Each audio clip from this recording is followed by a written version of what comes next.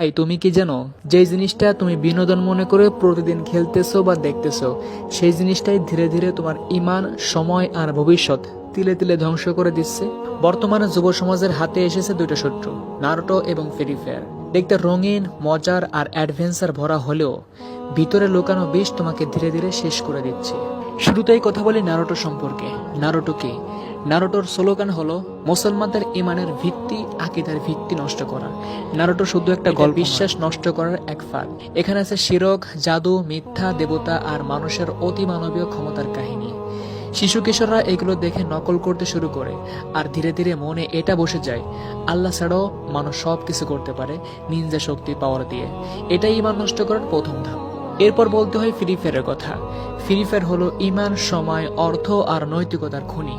Free fire দেখতে একটা battle royal game মনে হলেও এটা হলো বর্তমানে ডিজিটাল নেশা।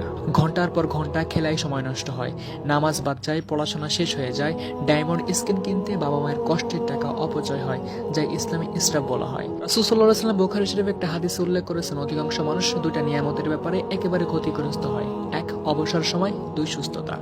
নারুটো তোমার ইমানকে খেয়ে ফেলছে, ফ্রি ফায়ার তোমার সময়কে কবর দিচ্ছে। তুমি যদি এখনই থামতে না পারো, কাল বুঝবে জীবনের সেরা সময়টা নষ্ট করেছো এমন কিছুর পিছনে যার কোনো আসল লাভ নেই।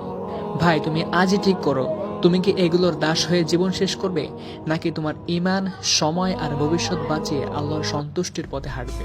পছন্দ তোমার হাতে, কিন্তু মনে রেখো সময় একবার গেলে আর কখনো ফিরে আসে।